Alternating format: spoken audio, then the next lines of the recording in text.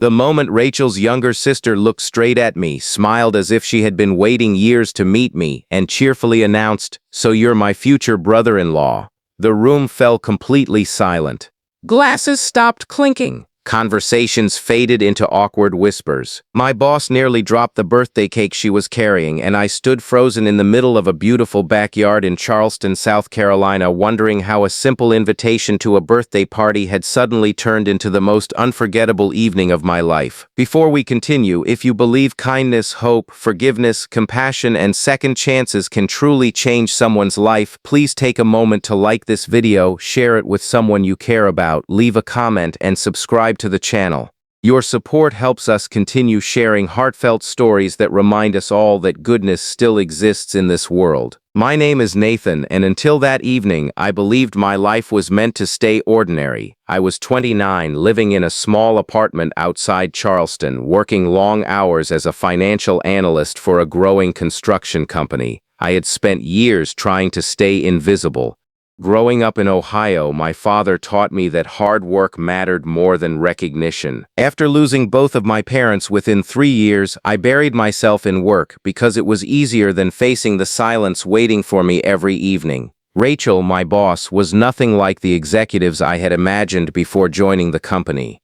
She treated every employee with respect, remembered birthdays, and somehow knew when someone was having a difficult week without anyone saying a word. She expected excellence but never forgot that every person carried unseen burdens. One Friday afternoon, she surprised me by asking whether I had plans for the weekend. When I admitted I would probably spend it catching up on reports, she laughed softly and insisted I come to her younger sister Grace's birthday celebration instead. She explained that most guests were family friends and she didn't want anyone spending another weekend alone. I almost declined. I owned only one decent dress shirt, and I felt completely out of place among successful business owners, doctors, and attorneys gathered around her family's beautiful lakeside home. Still, something in Rachel's kindness convinced me to accept.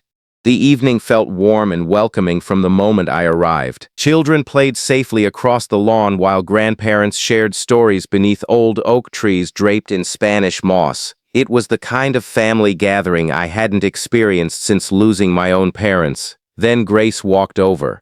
She studied me for only a second before smiling with complete confidence and calling me her future brother-in-law. Everyone laughed nervously except Rachel, whose face turned bright red with embarrassment. Grace quickly apologized, explaining that Rachel had spent nearly 2 years talking about an employee she admired more than anyone else.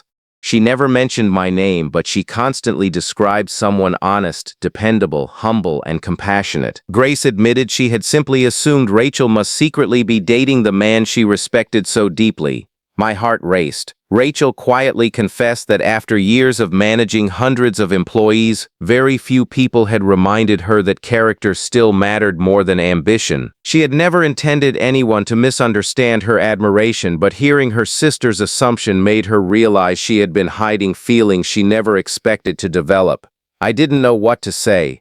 For months I had admired Rachel from a respectful distance, believing someone as accomplished as her could never notice an ordinary employee like me. My fear of rejection had convinced me to stay silent.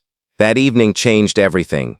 Instead of pretending nothing had happened, Rachel invited me for coffee the following weekend. We agreed that our professional responsibilities came first, and because company policies discouraged workplace relationships, she transferred my reporting structure to another executive before we ever considered dating.